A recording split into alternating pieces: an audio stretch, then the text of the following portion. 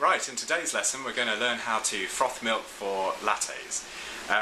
What some people do is they just steam the milk for lattes, but you can get a much better result if you get a little bit of air into the milk before, right at the very beginning, before it heats up to the proper temperature. So what we're going to do, we've made our coffee shots here already, and what we're going to do is we're going to steam the milk for a latte. So the first thing to do always is to purge the steam arm, and we do that just by giving it a quick blast. It heats up all this pipework, and then the 4 little nozzles we start right at the very bottom, turn the steam arm on, and we're going to just get a little bit of air in the beginnings. I can feel warmth, that's enough.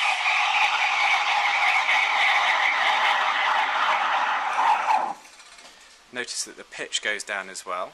Always have a clean cloth nearby so you can immediately wipe the wand, and again don't forget to purge it as well. So we've got, haven't got a lot of froth, but we've got sort of microfoam in there, which is what we want for really good latte art. So okay, so you've got your nice golden crema shot of coffee in your cup there. You've got your milk, which if it has any big bubbles you can just tap out. Give it a swirl. And good latte art is all about having the right coffee, the right milk, and the right application. So just pour it on.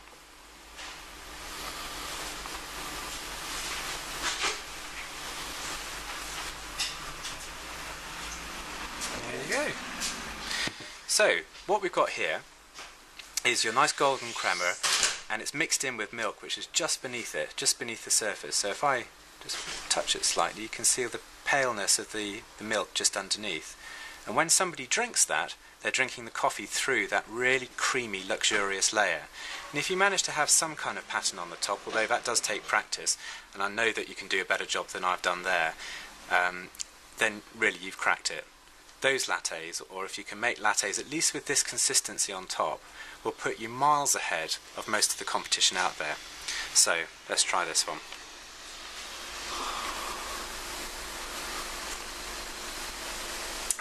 Fantastic. Cheers.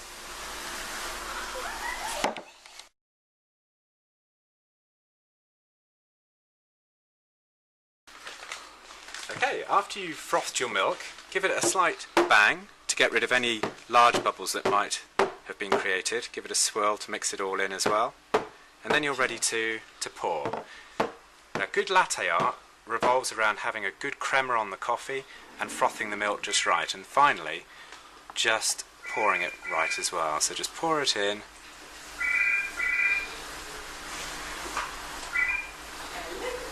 And through. There you go.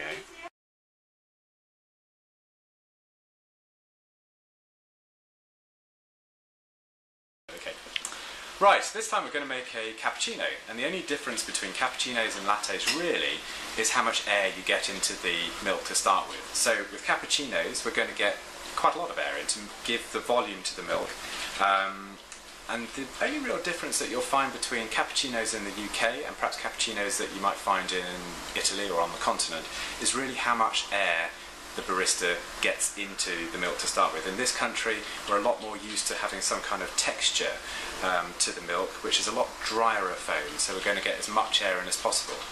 This contrasts to, say, somewhere on the continent where it's a lot wetter of foam, where they don't get anywhere near as much air into it. So we'll do both and you'll see the difference. First things first, we always purge the steam arm. Gets rid of all the condensation and any milk that's in there. This time we're going to start right at the very bottom again, like with the lattes, but this time we're going to lower the jug and have the little holes at the bottom just beneath the surface of the milk, and in doing so we're going to whip air into the milk, and you'll hear it as a sort of spitting sound. So the faster you do this, the better the result. So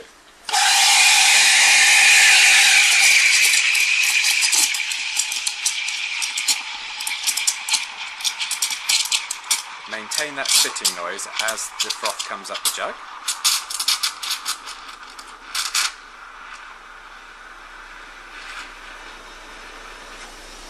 There we go. Right.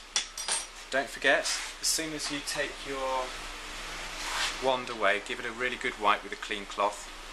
And again, don't forget to purge it to get rid of any milk that's inside the nozzle there. Again, you can get rid of any big bubbles just by tapping it. Now this is what I mean by quite a dry foam. If you take your spoon and you tip it upside down, it's so dry that it sticks to the underside of the spoon without falling off. So what that means is that we can actually texture the milk, take it next door actually, when we pour it on.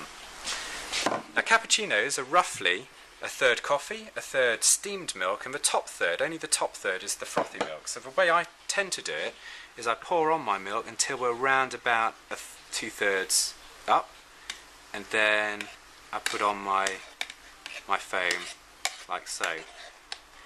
Now, everybody has slightly different techniques, but you can see now what I mean by having quite a dry foam. You can actually have some kind of shape to the foam on the top there, and then you can finish it off with chocolate flakes or chocolate sprinkles or something like that, and there's your cappuccino, having a nice golden rim round the side and having a nice frothy consistency to the milk on top. Now what we'll do next is do something which is a lot more akin to how they do it on the continent, in Italy for example, where you wouldn't necessarily get this sort of texture to the foam. It's going to be a lot wetter foam. So that's what we're going to do now. Okay, this time we're going to make another cappuccino, but we're going to do it in the sort of continental Italian or French style. We're not going to get anywhere near as much air into it, but we're going to make it a wetter foam. It won't have so much, it won't be as dry, so it won't stick to the underside of my spoon anymore. But when we pour it, we'll just pour it in one go, and you'll see the immediate difference between the two. So off we go again. Again, remember the golden rules. You purge it to start with. Start off at the bottom. This time we're going to get about air into, so that it's about halfway up, and then as soon as we've got the froth halfway up the jug, we're going to plunge it back down and swirl what air we've got around into it. So again, the faster you do this, the better it will be.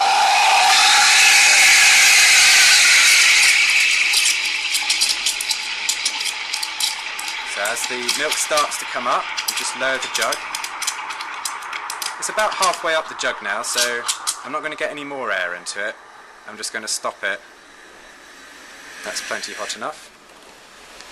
Again, purge and wipe just to keep it clean all day long. Right, this time tap it again just to get rid of any big bubbles. And you can see immediately it's a lot wetter. So again, okay, so here we've got foam which is a lot wetter than before. Finer bubbles even. And we're just going to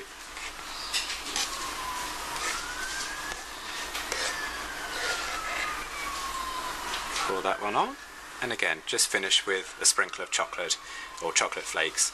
Here you've got a lot flatter foam, you won't be able to texture it so much, but that's essentially what I mean by having a wetter foam rather than a drier foam, which the UK tends to go for. Okay.